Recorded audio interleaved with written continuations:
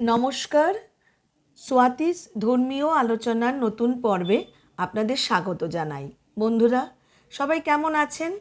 আশা করি সবাই সুস্থ আছেন এবং ভালো আছেন। আজকের প্রসঙ্গ হলো শ্রাবণ মাসের দ্বিতীয় সোমবার, অর্থাৎ 2025 সালের 28শে জুলাই অথবা 1432 বঙ্গাব্দের 11ই শ্রাবণ।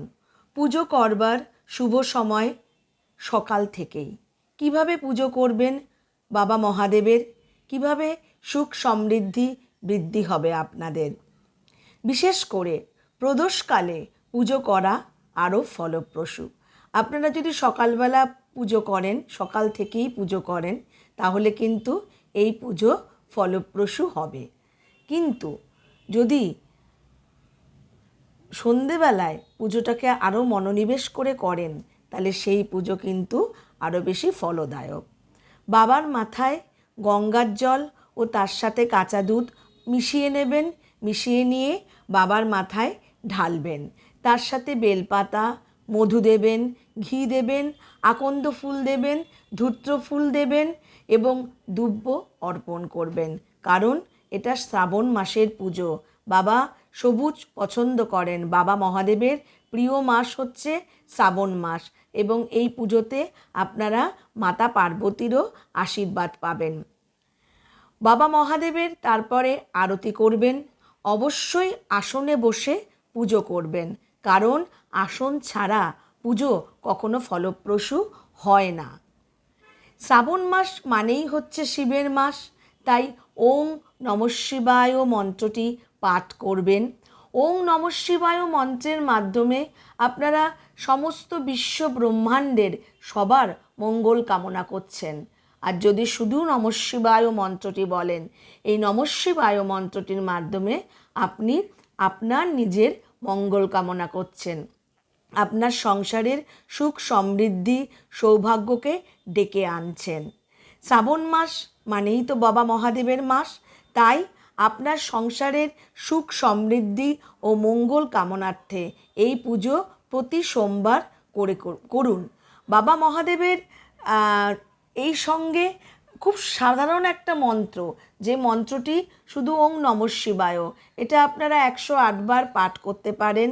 অথবা বাবা মহাদেবের যে মন্ত্র আছে সেই মন্ত্রটি আপনারা পাঠ করতে পারেন। ওং ধ্যান নিত্যং মহেশং রজতকুরু নিবং চারুচন্দ্রাবতং সং রত্নাকল্পজ্জলাঙ্গং পরশু মৃগবরা ভীতিহস্তং প্রসন্নং পদ্মাসীনং সমস্তাতস্তুত মমরগণৈ ব্যগ্রকৃত্তিং বসানং বিশ্বাদ্যং বিশ্ববীজং নিখিল ভয় হরং পঞ্চবক্রম ত্রিনেত্রম নমস্ত্রব্যং বিরূপাক্ষ নমস্তে দিব্যচক্ষুষে নম পিনাক হস্তায় বজ্রহস্তায় বৈ নমস্ত্রিশূল হস্তায় দণ্ডপাশাসী পানয়ে নমস্ত্রৈলক্যনাথায় ভূতানাং পতয়ে নম বাণেশ্বরায় নরকার্ণবতারণায় জ্ঞান প্রদায় করুণাময় সাগরায় কর্পূরকুন্দ ধবলেন্দু জটাধরায় দারিদ্র দুঃখ দহনায় ওং নমঃ শিবায় নম, ওং নমঃ শিবায় নম, ওং নমঃ শিবায় নম। এই মন্ত্র বলে বাবার পুজো করুন। নিজের মনের আবেগ, নিজের প্রার্থনা বাবার পায়ে সমর্পণ করুন। এতে শুধু বাবা মহাদেবের আশীর্বাদ পাবেন না, এতে মাতা পার্বতীরও আশীর্বাদ পাবেন। আর আপনারা সবাই জানেন যে শ্রাবণ মাসে সবুজ চুড়ি পরবার, সবুজ কাচের চুড়ি পরবার অথবা যে কোনো সবুজ চুড়ি পরবার একটা প্রথা আছে। প্রথমত শ্রাবণ মাস হচ্ছে সবুজে ঘেরা, চারিদিকে হরিয়ালি, চারিদিকে সবুজের সমারোহ। তার সাথে সবাই সবুজ চুড়ি পরে নিজের সংসারের সৌভাগ্য সমৃদ্ধি সব কিছুকে বহন করে নিয়ে আসুন। এবং এই কাচের চুড়ি যখন পরবেন, তখন কাচের চুড়ি পরার সময় অবশ্যই দিনক্ষণ মেনে কাচের চুড়ি পরবেন। কাচের চুড়ি কখনোই মঙ্গলবার বা শনিবার হাতে পরবেন না। মঙ্গলবার বা শনিবার কাচের চুড়ি কিনবেনও না। কাচের চুড়ি পরিধান করবেন শুক্রবার দিন। শুক্রবার দিন অথবা রবিবার দিন সকালবেলা অথবা বিকেলবেলা গিয়ে কাচের চুড়ি কিনুন, কিনে মাতা পার্বতীর পায়ে সমর্পণ করুন। সমর্পণ করার পরে সেই কাচের চুড়ি আপনারা হাতে পরুন। দেখবেন সংসারের সুখ সমৃদ্ধি সৌভাগ্য সব বহন করে নিয়ে আসবে। এই চুড়ি কেনার নিয়মবিধি কিন্তু অবশ্যই আপনারা পালন করবেন। তাছাড়া অবশ্যই চুড়িটা পরার সময় দেখবেন যেন চুড়ি কোনো ফাটা থাকে না।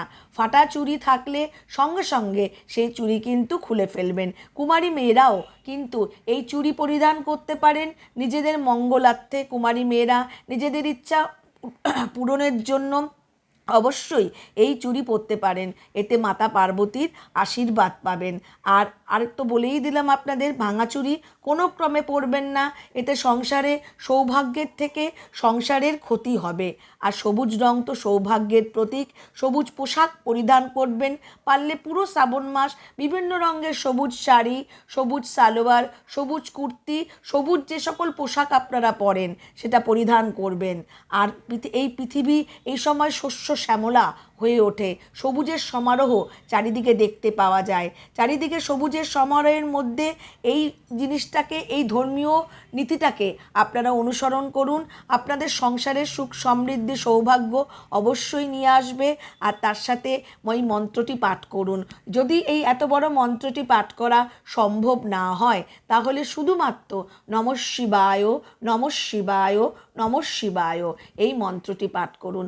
বাবার মাথায় প্রতিদিন পুজোর সময়, প্রতিটা শ্রাবণ মাসের প্রতিদিন, শুধু সোমবার বলে নয়, কোনো নির্দিষ্ট নিয়ম বিধি নেই, প্রতিদিন বাবার মাথায় খুব ভাঙা চাল কিন্তু দেবেন না, যেন গোটা গোটা চাল হয়। এক মুঠো চাল বাবার মাথায় দিয়ে দিন। দিয়ে বাবার কাছে আপনার মনের আবেগ, আপনার মনের কামনা আপনারা বাবার পায়ে সমর্পণ করুন। দেখবেন বাবা মহাদেব খুব অল্পে তুষ্ট। বাবা মহাদেবের পুজো করে মাথায় একটা আকন্দ ফুল, একটা ধূত্র ফুল অথবা যে কোনো আকন্দ ফুলের মালা, ধূত্র ফুল, ধূত্র ফল এগুলো দিয়ে বাবার পুজো করুন। দেখবেন বাবা অতি অল্পেই সন্তুষ্ট। আজকের এই ধর্ম সংক্রান্ত আলোচনায় আপনাদের যদি এই প্রসঙ্গটা ভালো লাগে তাহলে অবশ্যই আমার এই চ্যানেলটা সাবস্ক্রাইব করবার অনুরোধ রইল এবং অবশ্যই বেল আইকনটা টিপে দেবেন। আরও এইরকম ধর্মীয় আলোচনা এবং ধর্ম সংক্রান্ত বিভিন্ন তথ্যাদি পেতে, কোনো মন্ত্র পেতে আপনারা এই চ্যানেলটাকে সাবস্ক্রাইব করে রেখে দিন। এতে আপনারা বিভিন্ন রকমের তথ্যাদি পাবেন, কোন সময় কি করবেন, কি করা উচিত নয়, সব কিছুই আপনারা এই চ্যানেলের মাধ্যমে আপনারা পেয়ে যাবেন। তাহলে আজকে এখানেই শেষ করছি। আগামী ধর্মীয় পর্বে আপনাদের জন্য আমন্ত্রণ রইল। ভালো লাগলে চ্যানেলটা সাবস্ক্রাইব করবেন, বেল আইকনটা প্রেস করে দেবেন প্রত্যেকটা তথ্যাদি পাওয়ার জন্য। নমস্কার।